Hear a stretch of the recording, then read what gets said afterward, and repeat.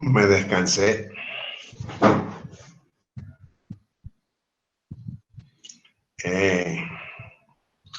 Continuamos entonces. Sí, profesor. Okay.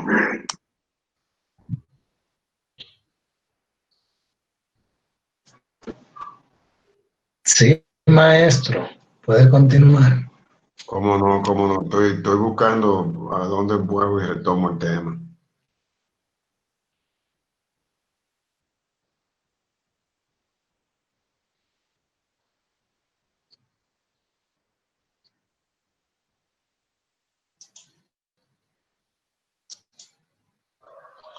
Ok, entonces miren.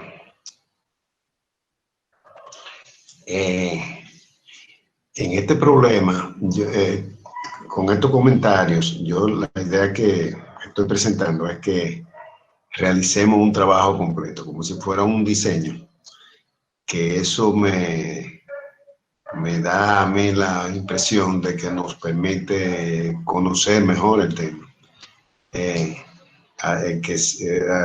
Convertir el tema en cambiarle un poco la hoja de académico a real o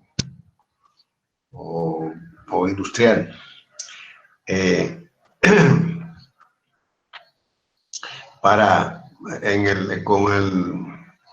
Con el método de McKay, uno determina el número de platos ideales o platos teóricos, como le llaman. Y entonces hay que determinar la eficiencia, que es Nos vamos a dar cuenta, profe, que estamos operando la planta de etanol. Etanol agua no. Exactamente. Así es. Vamos a, sí, para determinar los platos reales hay que ventilar, buscar lo que es la eficiencia. Es un tema interesante porque no es exactamente, como les digo, no es exactamente analítico, tiene mucho de empírico. Pero vamos a buscar suficiente información para dejarlo bastante bien delucidado. Claro, hay que aclarar que un plato de alta eficiencia es un plato bien diseñado.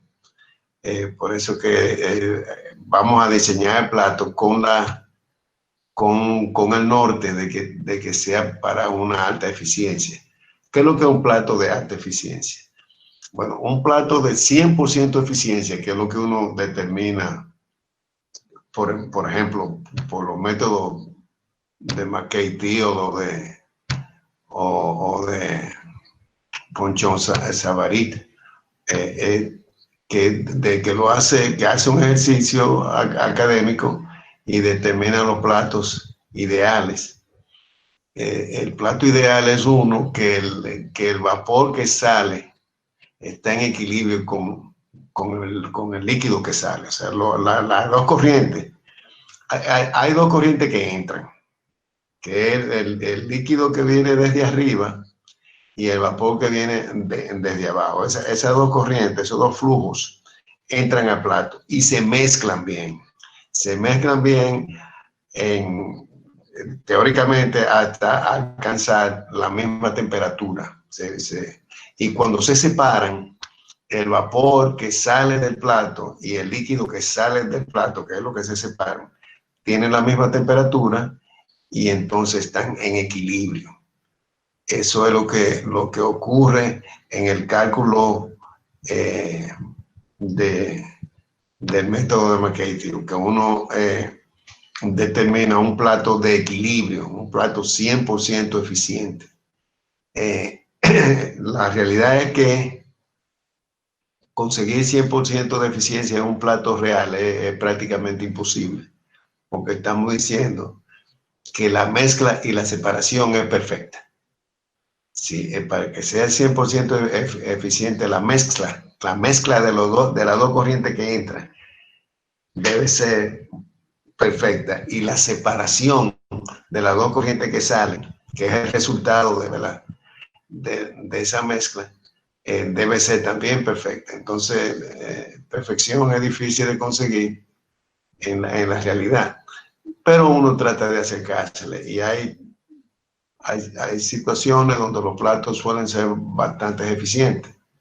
Hay situaciones que pueden llegar hasta 90%.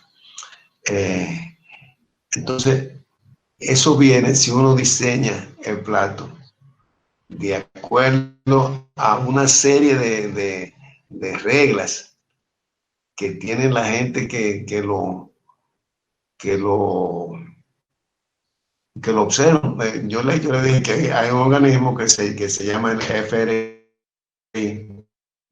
que desde hace años está probando platos bajo diferentes condiciones, y le lleva un récord con video, y le cambia la condición para ver cómo mejora la eficiencia y ese tipo de cosas.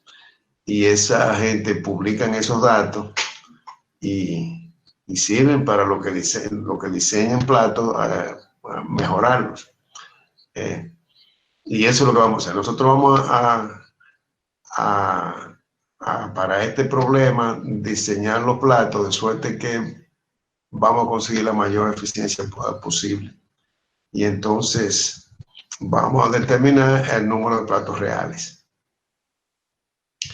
El diámetro de la torre viene dado por el diámetro del plato.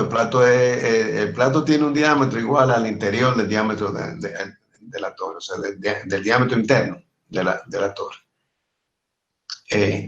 Y ese diámetro del plato viene dado por la cantidad de flujo interno de la torre. O sea que vamos a ver cuáles son los flujos internos de la torre, que se llama, que se llama la carga al plato, para determinar el diseño. Vamos a ver también que los platos que están encima del plato de alimentación no necesariamente son iguales que los platos que están debajo. Es decir, como los flujos son diferentes arriba, no se puede entonces uno admirar de que los platos sean diferentes. El área activa, que es la cantidad de agujeros que tiene o perforaciones, el tamaño de las perforaciones, cómo están cotejados, puede ser diferente arriba que abajo, y eso lo vamos a ver también. Y los platos tienen una determinada separación entre uno y otro, que tiene que ver, que depende de la diferencia en densidad del vapor y el líquido. Ahora esas separaciones están, hay mucho de estandarización en las separaciones. O sea, no es que esta torre tiene una separación chiquita de platos, y la otra es más grande, sino que más o menos la separación está estandarizada. Puede ser una distancia de 2 pies o de 1,5 pies, pero no es una separación extraña como de 1 pie y 3 pulgadas, sino de 1 pie y 6 pulgadas, de 2 pies y así. Pero si hay alguna diferencia, va a depender de la densidad del vapor y el líquido, porque de la densidad del vapor y el líquido depende la posibilidad de separarse, que es muy importante que se provea el espacio para la separación, para que el proceso sea eficiente, para que los platos sean eficientes. Y finalmente vamos a diseñar el condensador y el hervidor.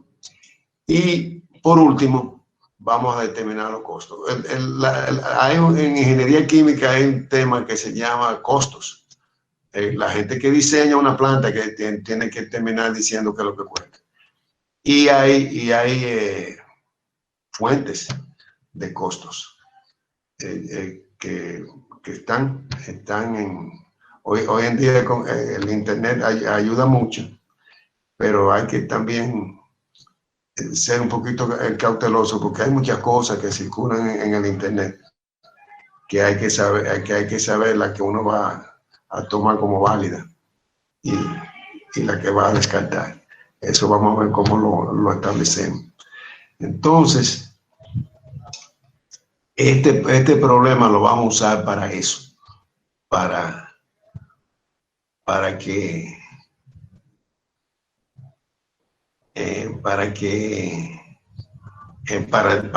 contestarnos todo lo que tiene que ver con el 1, 2, 3, 4 y 5 de esos comentarios. Yo creo que le enseñé ya algunos dibujitos viejísimos que yo tengo en la computadora, pero hay dibujos mejores que este. Esta, por ejemplo, es una curva de eficiencia de plato, donde aquí está la eficiencia. No sé por qué está recortada así. Esto tiene que ser viejo. Bueno, viejo es el documento, pero yo digo viejo en que yo lo capté, porque ahora la captación es mucho más bonita hoy en día. Eso era antes una cosa que uno comenzaba hasta rezar de que ojalá me salga bien, pero ya hoy en día sale bien. Pero aquí está la eficiencia de los platos en porcentaje: 20, 30, 40, 50, 60, 70, 80, 90. Y aquí está el producto de la volatilidad de... Profesor, Sí. usted no está compartiendo pantalla en caso de que nos esté intentando mostrar algo. Perdón, no se ve. No se ve. No, profesor. Ah, caray. Nunca pensé que eso podía suceder. Yo pensaba que yo tenía eso bajo control. Voy a intentar. Está bien, no hay problema. Voy a arreglar eso. Está bien. Pues, hombre.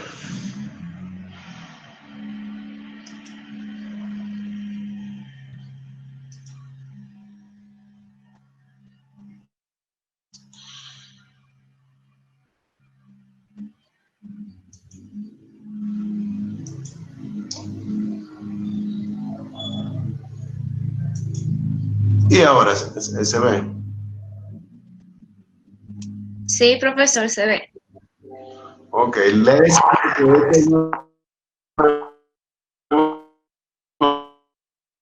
mejor cuadro porque se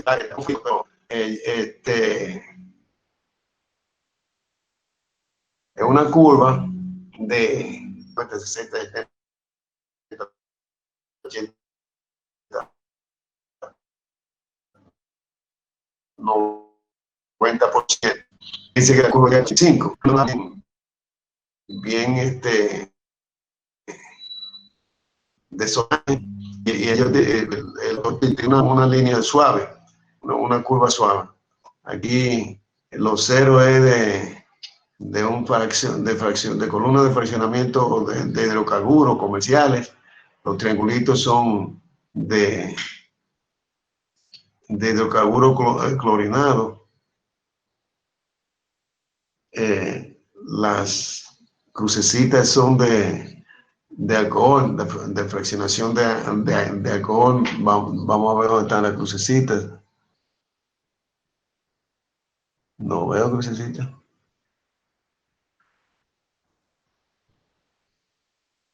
Veo más bien X, que son fraccionadores de laboratorio de alcohol etílico.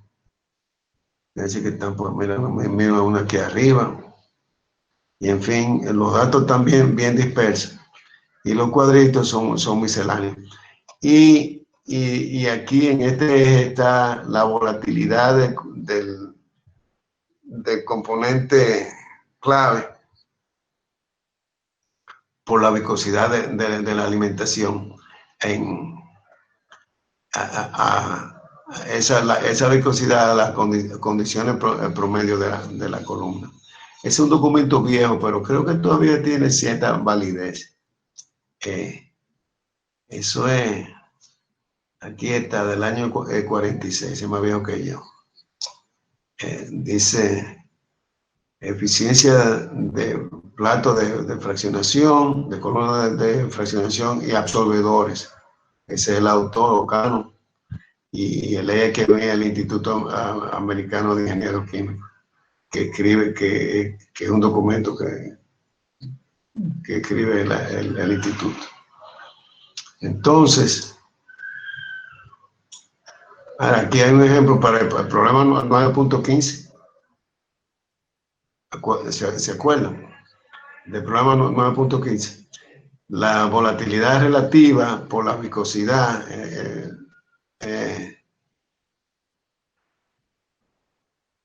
a las condiciones promedio de la columna. La volatilidad relativa es alfa y la viscosidad es mu en centipois. A las condiciones en promedio de la columna para el problema 9.15 es la volatilidad del bisulfuro de carbono es 2.57 y la viscosidad es 0.17 a la temperatura promedio de tope a fondo. Y el producto de esos dos a 0.44. Entonces vemos 0.44 aquí, como por ahí así, y nos da 60, no sé si lo pueden ver. Entonces, esos platos que nos dieron 12 platos, si recuerdan, con una eficiencia de 60, son 20 y pocos platos reales. ¿Dónde está mi cosa?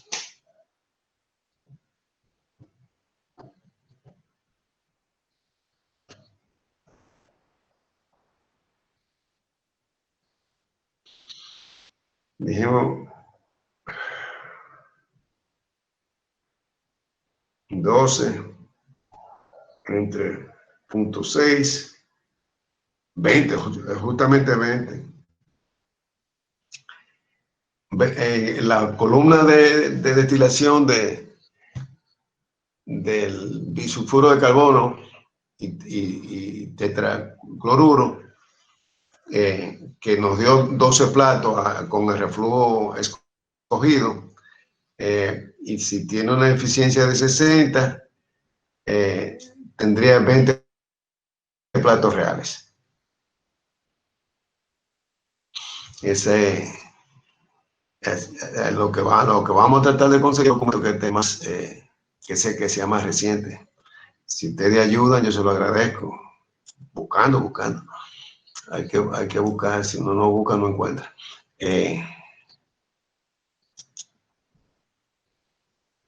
Déjame ver si hay otro por acá.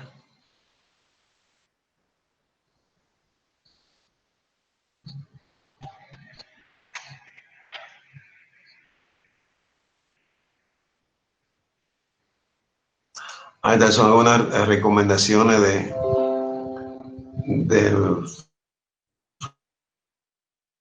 Fractionation Research Institute, donde habla de área perforada. Dice que de 8 a 10% del área de burbujeo. Y si hay problemas con la caída de presión que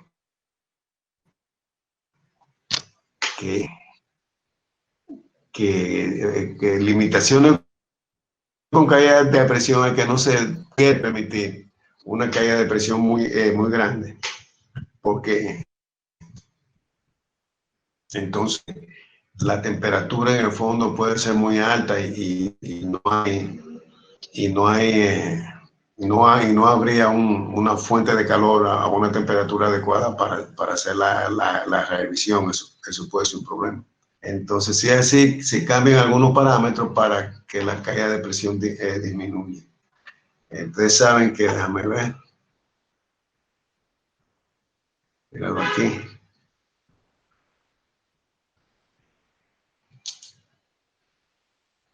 Yo le dije a ustedes que una columna de presión atmosférica no es tal. La menor presión en el sistema entero está aquí, en el recibidor, que puede estar abierto a la atmósfera si uno está seguro que no se va a escapar vapor, o puede tener una suerte de control de presión mecánico aquí, que mantenga la presión aquí cerca de presión atmosférica.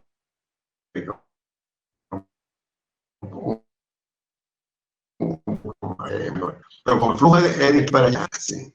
Y a través de ese intercambiador hay una caída de presión sustancial. En ese tramo de tubería hay una pequeña caída de presión. Póngale 1 o 2 PSI, pero a través de aquí puede ser alto, puede ser 5, 6, 7. O sea que aquí hay 8 y si aquí en este tramo hay otra 2, entonces aquí hay 10 PSI por encima de la presión aquí. Y entonces cada plato tiene una caída de presión.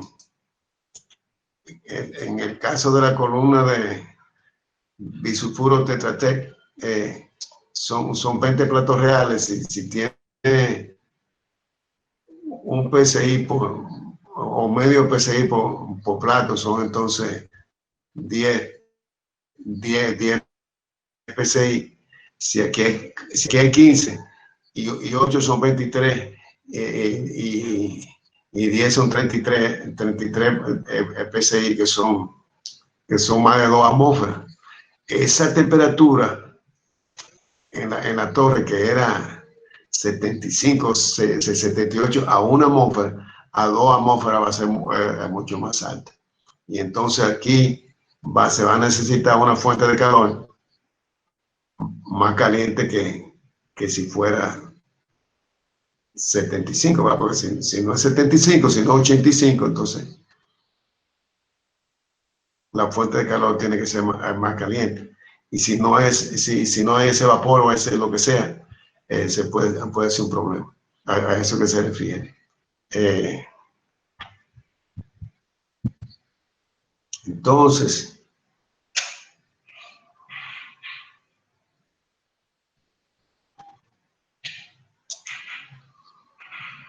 a eso que se refiere esas recomendaciones. Los platos son metálicos, ¿verdad? Y la lámina metálica tiene un espesor que tiene que ver con el funcionamiento del plato. Dice aquí que la FRI ha usado platos de calibre 16. Eso es una forma antigua de medir el espesor de una lámina. Le llaman calibre. En el PERRI están las conversiones. 16, por ejemplo, 1.3 milímetros, si el material es no ferroso, si es acero inoxidable o aluminio. Y puede ser de 1.3 milímetros, que es finito, hasta 1/4 de pulgada, que es sustancialmente grueso. El desempeño de plato con agujeros de una media pulgada y espesor de 1/4 ha sido inferior a plato con el mismo tamaño de agujero y espesor de calibre 16. Es decir, si la lámina es fina, funciona mejor el plato, funciona mejor, quiere decir que es más eficiente. Dice, espesores mayores de calibre de 16 en ocasiones son necesarios por razones estructurales. Es decir, si se trata de un flujo, de una sustancia de alta densidad, vapores y líquidos que le pesen mucho, entonces no puede ser un plato demasiado endeble porque se dobla o se rompe.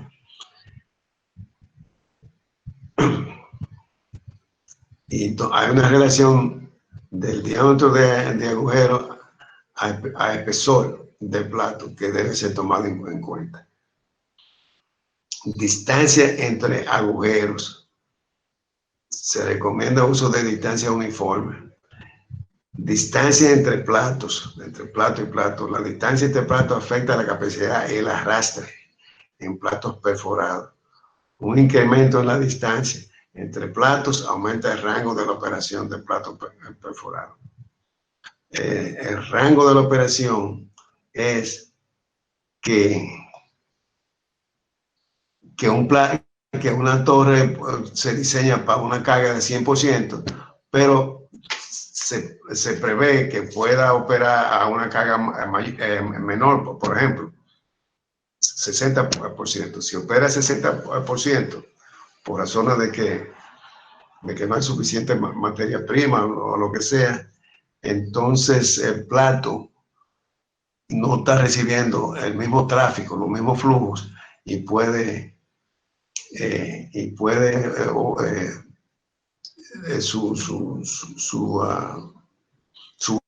su eficiencia puede disminuir. La distancia común entre plato y plato son 24 pulgadas. Hoy en día todo lo mencionan en distancia métrica, o sea que eso es 24 pulgadas, ellos lo convierten a 600 milímetros. Entonces hay una cosa que se llama el vertedero, que es una pequeña altura que hay antes de que el líquido caiga al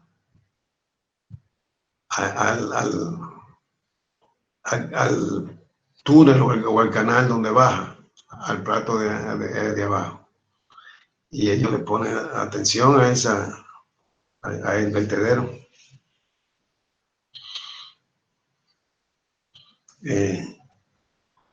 Hacen algunos comentarios aquí: caída de presión, lloriqueo y arrastre se incrementan con aumento de la altura del vertedero. Eso ha sido muy debatido, porque en el plato, entre plato y plato, tiene que existir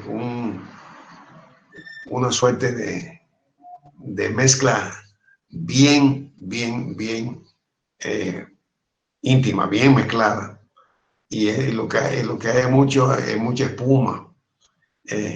Y entonces que abarca toda el área. Entonces a mucha gente argumenta que en ese caso el vertedero no cuenta, porque no ataja nada. Yo le voy a enseñar una imagen para que eso se entienda mejor. Hablan de la altura del vertedero, que no debe exceder tanta, en fin. Pero déjame ver si encuentro una imagen de un plato.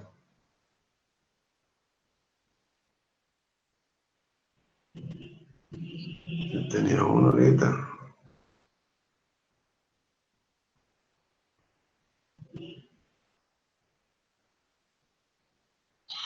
No veo la imagen del plato, que cuchita. Déjame ver. Es un dibujito de un plato, ¿verdad? Eso no es exactamente la imagen que yo quiero enseñar.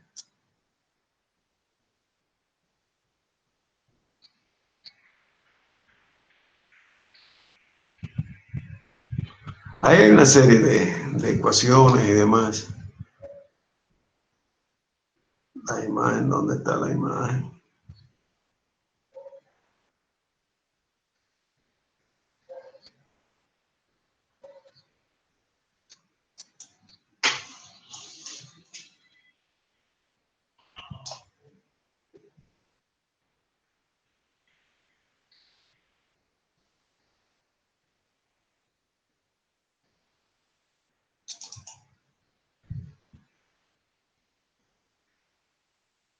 Mírala aquí.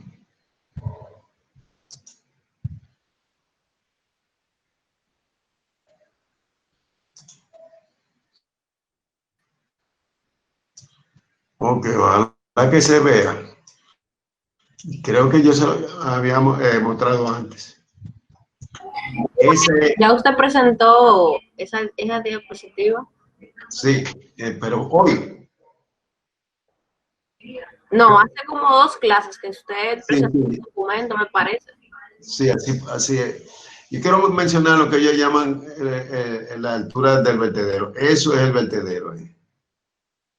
Ahí. O sea, se supone que el líquido cae aquí del plato de arriba y pasa por el área activa. Los puntitos negros son los agujeros. Y lo que ellos de alguna manera están diciendo es que el líquido tiene que vencer esa altura para caer aquí. Y realmente mucha gente discute que ahí no hay líquido nada para vencer nada, que eso es un espumerío que la pared de la torre está aquí, ¿verdad? Es el área que no se ve es parecida a esa.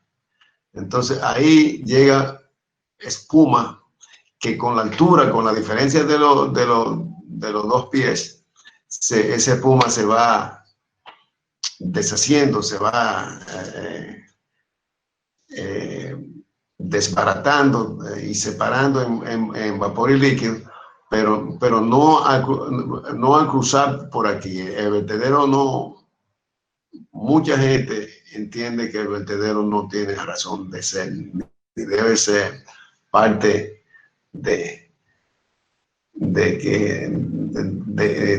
ni merece su comentario de que el vertedero más alto, mayor caída de presión, ese tipo de cosas. O sea que en eso hay un debate, pero antiguo, ¿no?